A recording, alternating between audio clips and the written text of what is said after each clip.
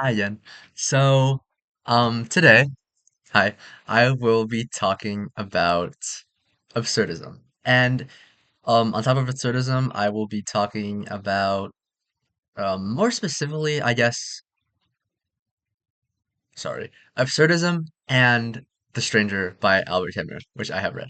I have it right here. You see that? Oh my God, this camera's awful, but you can see it. So, what I have for you today, I guess I should describe absurdism first. So, absurdism is all about embracing the inherent conflict between the existence of humanity and the indifferent, meaningless universe, right? Because as humans, we want to find meaning, and we want to find meaning in our life. We want to find purpose. And then, but this is us as humans, but then we humans are born into a meaningless universe, right? So there's the conflict. It's like that we have this urge and natural need to find meaning, yet we're born into a meaningless universe. And absurdism, we need to accept this, accept that we're in a meaningless universe, but then continue rebelling against it by trying to find meaning in our lives. And um that's pretty much it, right? We should continue living our life happy and trying to find meaning and doing things that we think are good and just enjoying the journey of life rather than trying to find some like ultimate end goal of life or trying to find the ultimate secret of life. We just need to enjoy the journey because we are born into a meaningless world, and it should be pointless to find meaning, yet we still do it, and that is therefore absurd. And when you think about it, absurdism is kind of empowering, right? Because our entire existence is a rebellion against the universe. And despite this, even though we might seem so small, in us living our life happy and deciding to go on living is just rebelling against the indifferent universe. And that can be empowering because we're defying the natural order of things, I guess. And this philosophy is the one I connect to the most, I'd say. I consider myself mainly an absurdist. One second. Um, I was gonna say in my head. Okay. I consider myself an absurdist just because I really like that idea, right? Because originally I thought that I was like a nihilist, like an optimistic nihilist. But then the more I thought about it, the more I was like, I was definitely an absurdist because there's a thin line between like absurdism and nihilism, optimistic nihilism. Because if you're an optimistic nihilist and then you just go like too far where you're like meaning, if you get into meaning, then you pretty much like optimistic nihilists are pretty much just absurdists, except for the fact they don't accept that we should find meaning. They still decide not to find meaning. But then in if they still don't decide not to find meaning, but they still live their life just because they want to live, isn't that meaning within itself? So I guess that's something to think about. Um, but I think absurdism's like a really good one, and it's like I guess it's accepted to be good, right? Because it's the love child of like the two clashing forces in philosophy at first, existentialism and nihilism. You have nihilism that's we're born into a meaningless world and it's pointless to find meaning. And then you have the complete opposite, where we're born into a meaningless world and it's up to us to find meaning. And then you combine the two, and it's accepting that we're born into a meaningless world, and we should do what makes us happy and find meaning and find our own personal meaning rather than ultimate meaning to life. And I think that's really freeing because in absurdism, we aren't pressured to find purpose with our life. We're just pressured to find personal meaning. And that can look like anything. And it can look like nothing. We can find no personal meaning. And that's okay too, because it also encourages us to just live life happy in how we want to live.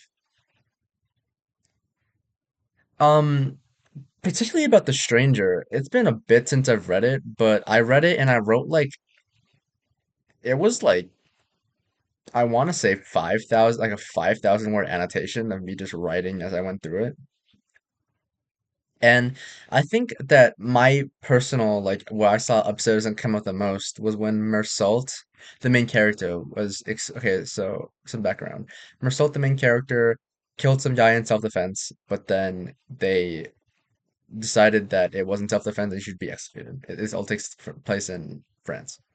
So after he's on death row pretty much, and he's just waiting in his cell to be executed.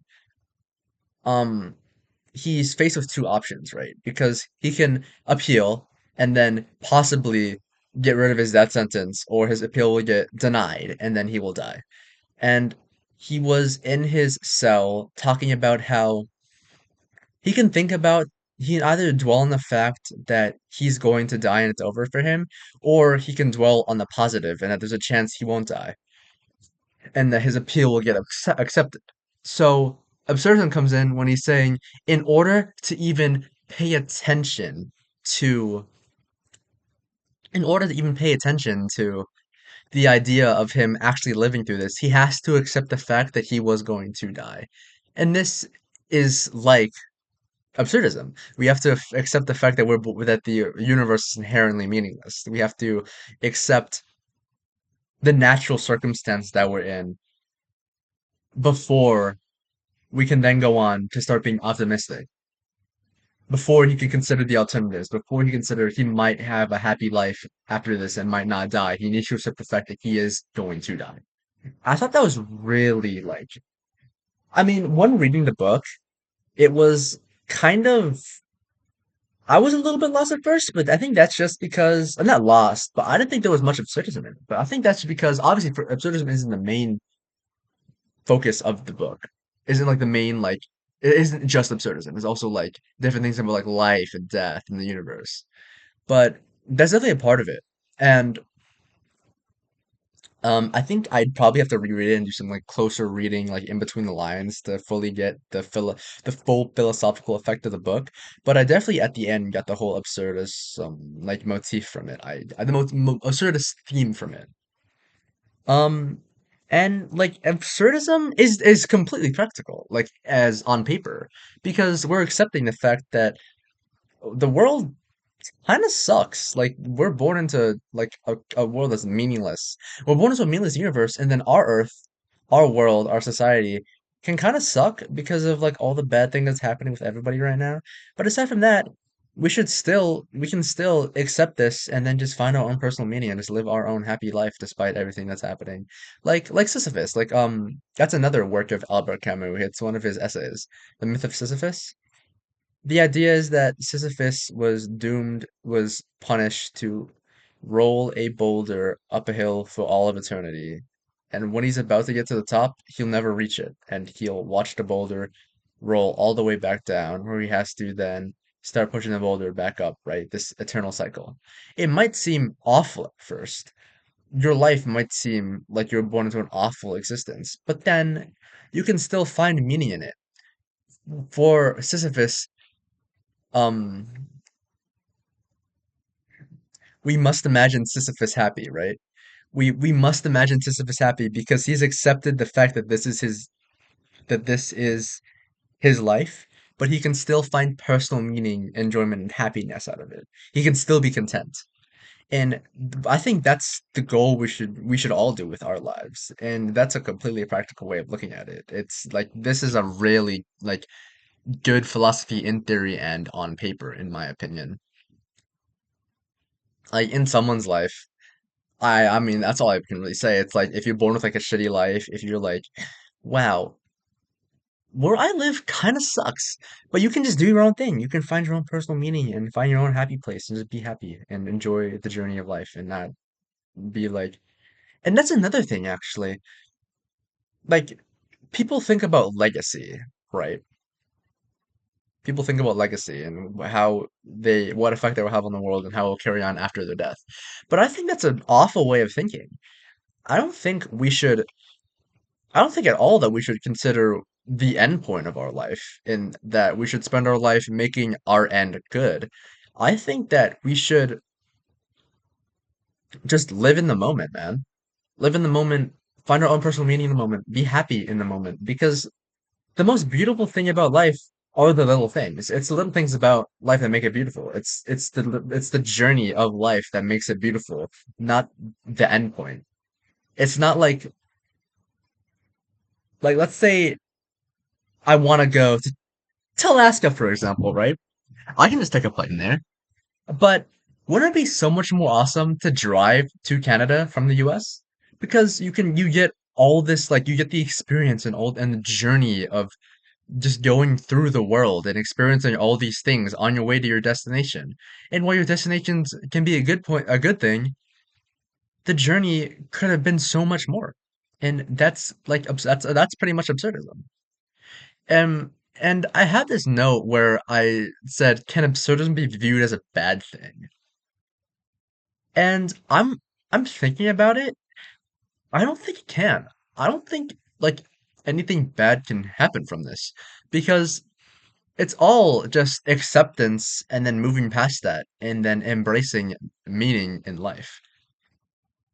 You're not pressured to like find meaning. It's your own personal meaning. You're not pressured, and we're not pressured like to find meaning before the end because we shouldn't look at the end. We should just enjoy the journey of life. It's really freeing, and it's you can really tell like the different aspects pulled from nihilism and existentialism while like creating it. Um, so yeah, I would know more about how it would look in like real life, but I mean, I don't think there's like much to it. It's pretty like simple when you understand it, and it's just live your life how you want to live it, and it's gonna look different for everybody. I mean, for me, I'm like I guess yeah, for me, I'm a 17-year-old high school student, right?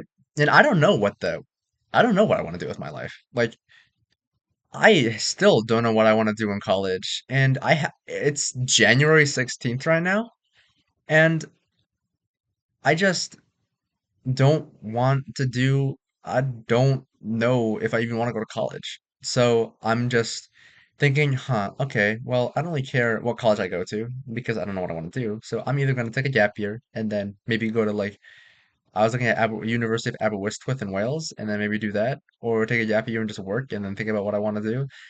And people are like, wow, it's such a waste of time. But like, or like to community college, I'm like, I'm just living my life, man. I'm happy how I am now, and I'd be happy just having some cozy job at some cozy like job in a coffee shop all my life. So I'm just enjoying the journey, and I'll see where it takes me.